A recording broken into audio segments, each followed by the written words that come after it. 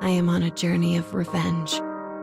The kingdom razed my home, killed my sister, and took everything from me. But its lust for power fed an unsustainable hunger for war, and it eventually collapsed. Still, scattered remnants of its forces remain, and I won't stop until every last one of them is dead.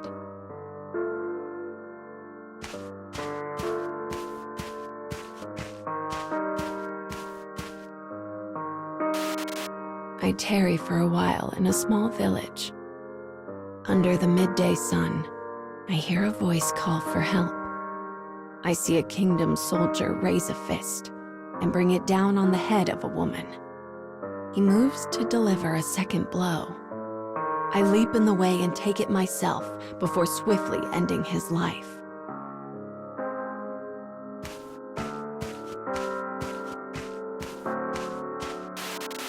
The woman begins thanking me profusely, but I ignore her. I fight for revenge, not to save lives or spread justice. As I move to leave, the woman bars my path. Asking to see my prosthetic arm, she draws in close.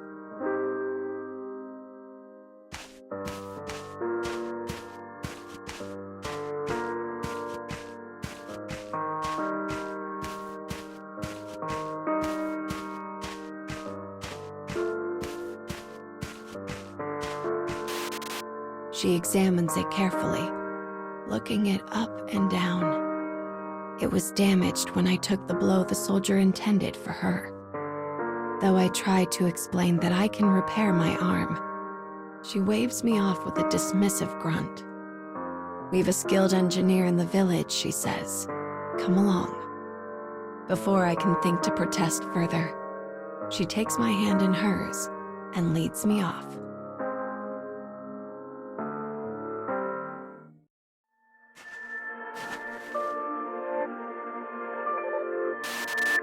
I am guided to an engineer so that my arm might be repaired. The engineer is indeed skilled, but lacks the needed parts for repairs. And unfortunately, it will be some time before they're available. Still determined to show her thanks, the woman huffs loudly, grabs my good arm, and drags me off anew.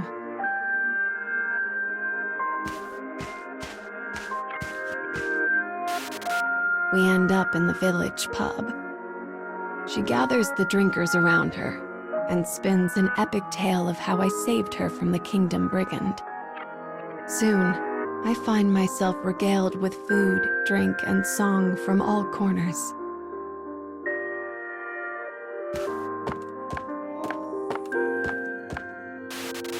I take a bite of something and nearly swoon.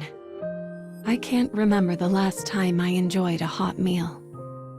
When the woman leans in and asks how it tastes, I feel an unfamiliar smile slowly make its way across my lips. How long has it been since I smiled? Weeks? Years? More? I thought I'd lost the ability to do such a thing long ago.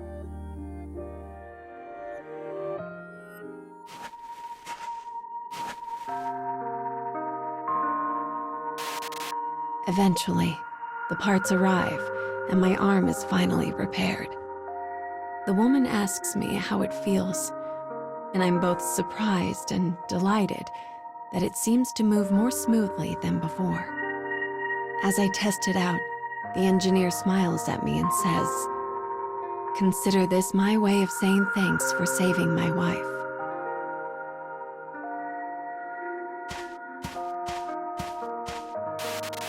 It turns out the engineer and the woman are married. She turns red as he talks about everything he loves about her. I can only chuckle and show a wry smile as I listen.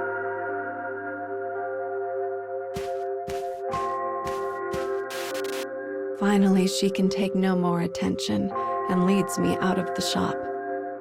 As we walk, She tells me they have been married almost 3 years. She also thanks me again for my actions from before.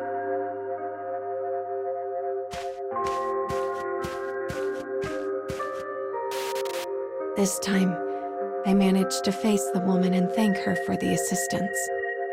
I tell her my work in the village is done and I will be on my way. But that's not the entire truth.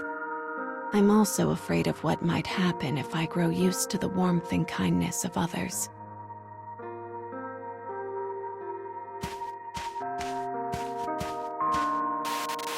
The villagers all gather at the edge of town to see me off. "Come see us again real soon," says the woman. As I walk away, the last thing I see is her small hand happily waving goodbye.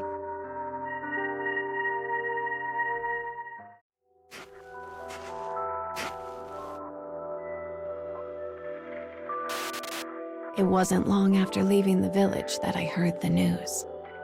A soldier was attacking the village in revenge. Before I even know it, I am on my feet and running like the very wind itself. I find the village in flames. The soldier is roaming about madly as he scours the village in search of every last person he can find. "That man was family," he cries as he puts another house to the torch. "All of you will pay for his death with your lives. My vision is fire."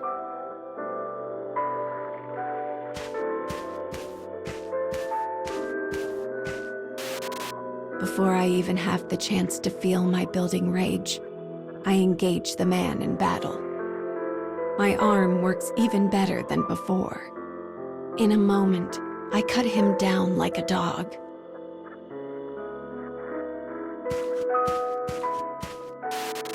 When the deed is done, I walk around the village in search of survivors. In the very last house, I find the woman and the engineer with their arms wrapped around each other and their bodies still. I thought I had saved them, saved all of them, from a terrible fate that first night. But my actions had only been the impetus for an even greater tragedy. These innocent people had been caught in the cycle of revenge, and now their lifeless eyes stare accusingly up at me. Your power did this. Your hate. Your thirst for retribution. And you know what? They're right. I did this. It is all because of me.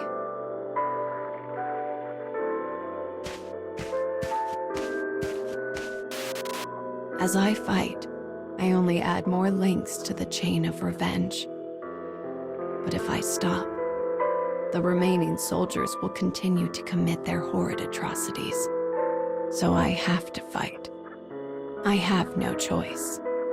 But in so doing, will I too become an object of hatred in this world of never-ending slaughter? All that lays before my eyes is a crimson world of blood and fire.